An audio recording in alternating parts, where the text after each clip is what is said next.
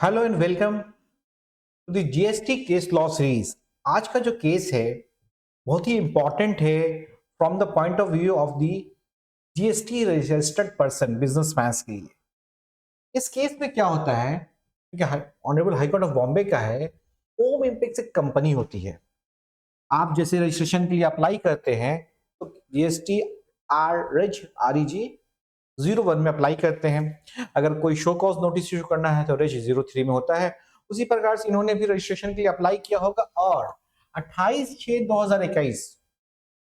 जून 2021 को इनको registration certificate in the form of reg 06 दे दिया गया। अब इन्होंने हो सकता है किसी वजह से अपने बिजनेस को कैंसिल, अपने रजिस्ट्रेशन को कैंसिल करना चाहा।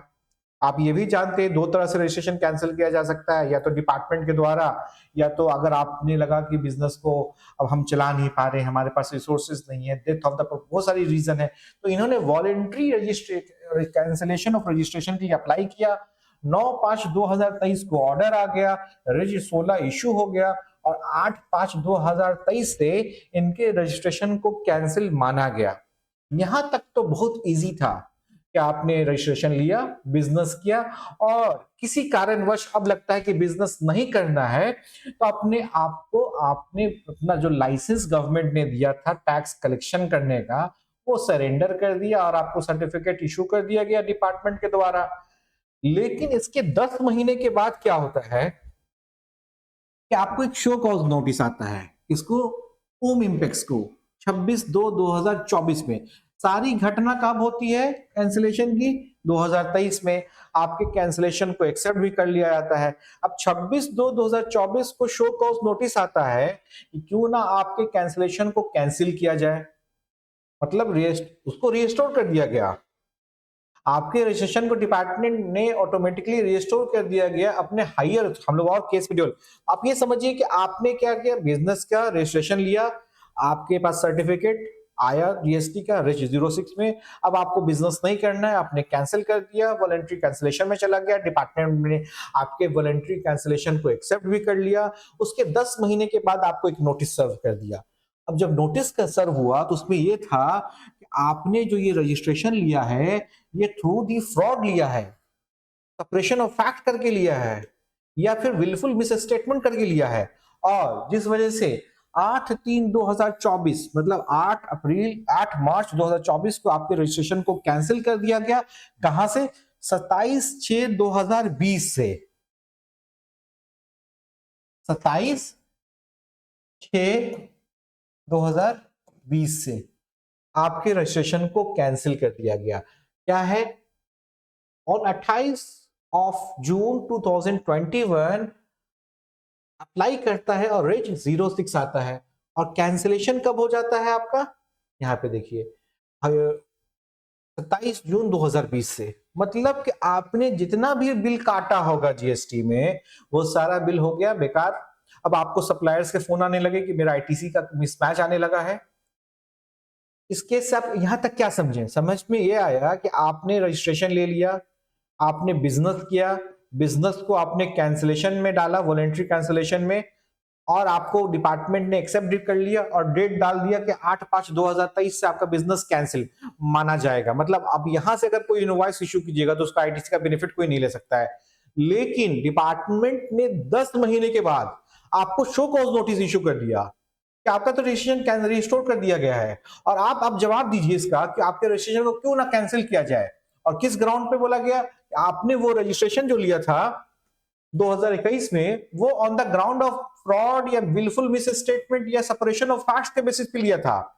और जवाब तो हम जब दिए नहीं तो उन्होंने कैंसिल कर दिया रेट्रोस्पेक्टिवली, मतलब पीछे से। और पीछे से कहां से? 27/6/2020 से। तो हुआ क्या है, जितना मेरा बिल था वो सब इनवैलिड हो गया। अब आपके पास तो कोई रास्ता ही नहीं बचा। आपको कहाँ आना था? ऑनरेबल हाईकोर्ट में आप आ गए। ये सारा आर्गुमेंट आपको हमारी वेबसाइट gstlaw.in पे मिल जाएगा। तो ऑन दी 28 जून 2000 जीएसटी और CGST issues a registration certificate to the respondent in the form of GST reg 06। Clear है? 9 May 2023 the petitioner voluntarily apply to the cancel registration in form of GST reg 16 और pursuant to this application CGST ने आपकी registration को cancel कर दिया 8 मई 2023। Clear है facts? उसके बाद क्या होता है 20 फरवरी 2024 को CGST send an email to the petitioner.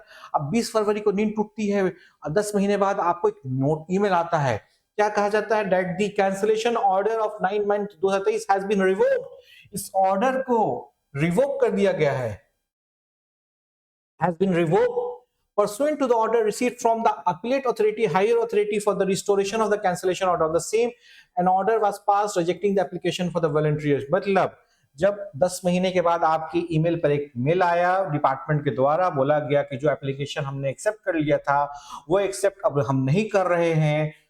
क्यों नहीं कर रहे हैं? किसी हायर अथॉरिटी ने हमें मना किया है, हमने मना कर दिया है। और उसी के साथ साथ एक नोटिस आ गया, शो कॉज नोटिस, आपके रजिस्ट्रेशन को कैंसिल नहीं किया जाए। अब अगर आपने जीएसटी कोर्स हमारा किया होता तो आप ये समझ पाते कि कैंसिलेशन में कितने तरह का मोड होता है और कैंसिलेशन होना कितना जरूरी है एक बिजनेसमैन के लिए।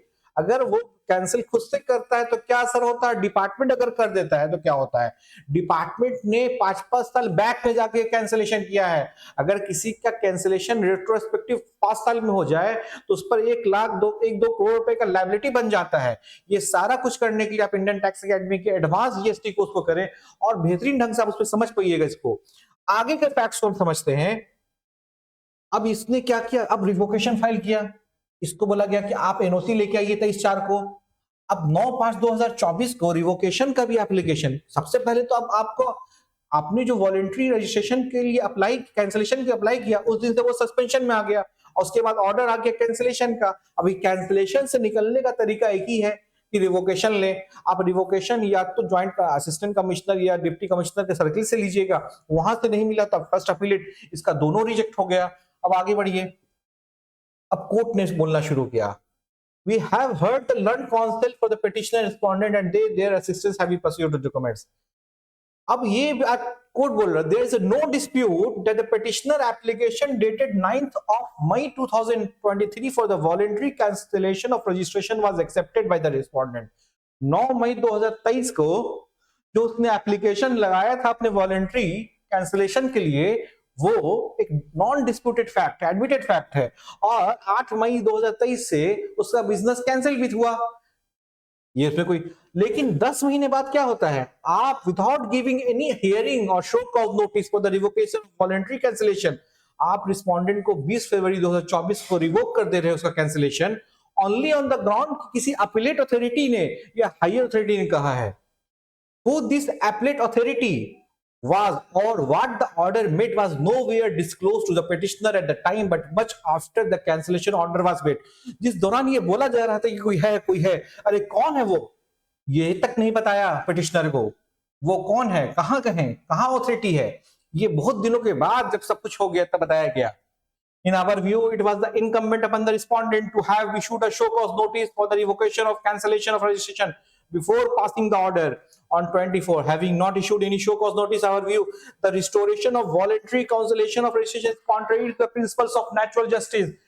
Honorable कोर्ट ने बोला कि जिस तरह का कार्य आपने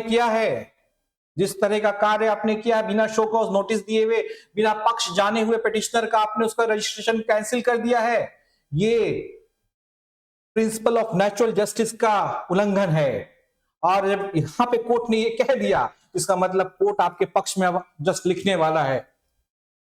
ये सारी बात जो मैंने बताई इसमें लिखा हुआ है। अब देखिए, the CGST authority accepted the petitioner application for registration cancellation with effect from 8 May. In our view, since the order revocation, registration, cancellation of the petitioner application were passed contrary to the principle of natural justice, all the subsequent proceeding initiated thereafter which are consequential also have to quashed. मतलब इतना बड़ा relief दे दिया honourable high court ने।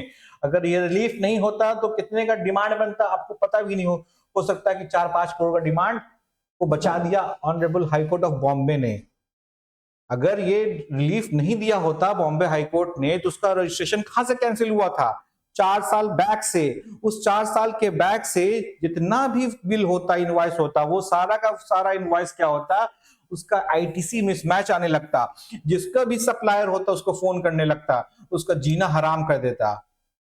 अब आपको case law क्यों पढ़ना है, इसीलिए पढ़ना है कि आप समझे सिचुएशन, आप ये मत समझिए कि जीएसटी के जो ऑर्डर्स आ रहे हैं, चाहे वो डिप्टी कमिश्नर से आ रहा है, असिस्टेंट कमिश्नर से आ रहा है, ज्वाइंट कमिश्नर से आ रहा है, अपीलेट अथॉरिटी से आ रहा है, उसको आप कैंसिल करवा सकते हैं, क्वैश करवा सकते हैं, अगर उसने फॉलो नहीं किया प्रिंसिपल ऑफ नेचुरल जस्टिस, या जो रूल या जो सेक्शंस में लिखा गया है उसको बाउंडेड है, वो अपने कलम को उठा के बाउंडेड है, उसके ना आगे ना पीछे लिखा जा सकता है, चाहे वो जितना बड़ा ऑफिसर हो जाए। इस देश में कानून का राज है। There is article 14, equality before law and equal protection of law. वो ऑफिसर भले कमिश्नर हो और आप एक पिटिशनर, एक छोटे मोटे व्यापारी हो, लेकिन आपको भी कानून उसी दृष्टि से देखता है। आपको बस कमी क्या है, आपको डर जाते हैं, आपको लगता है कि अरे ऑफिसर ने ऑर्डर कर दिया है, हमको तो भरना पड़ेगा फाइन। अरे अगर आपने गलत नहीं किया है तो आपका ऑर्डर को क्वैश होगा, और मुझे लगता है कि अगर आप लड़िएगा तो आप कंपनसेट किए जाइएगा। इसमें एक ऑर्डर दिया जिस तरह से बॉम्बे हाईकोर्ट ने, आप देख लिया, उसने बोला कि इसका रास्ता दूसरा भी हो सकता है, आप शोकॉज दो, तरीके से दो, जवाब आएगा, जवाब को सेटिस्फैक्टरी देखो, और जो भी प्रिंसिपल्स ऑफ नेचुरल जस्टिस उसको फॉलो करो। तो मैं अपने सारे पीयर्स, चाहे वो एडवोकेट हो, सीए हो, सीएमए हो, टैक्स कंसल्टेंट हो, अकाउंटेंट हो, जब आपके पास कोई एग्रीव क्लाइंट आए तो आप उनको दिलासा दीजिए। थाउजेंड्स ऑफ जजमेंट हैं, हम लोग आगे केस लॉ सीरीज में देखते रहेंगे, इतने बार जजमेंट में कैसा कैसा रिलीफ दिया है जिसकी आप सोच भी नहीं सकते, लेकिन जरूरत है हमें पढ़ने की। तो इसी बात के साथ आज का ये सेशन हम लोग यहाँ पे रोकते हैं, लेकिन ये कंटिन्यूटी बना रहेगा। Thank you.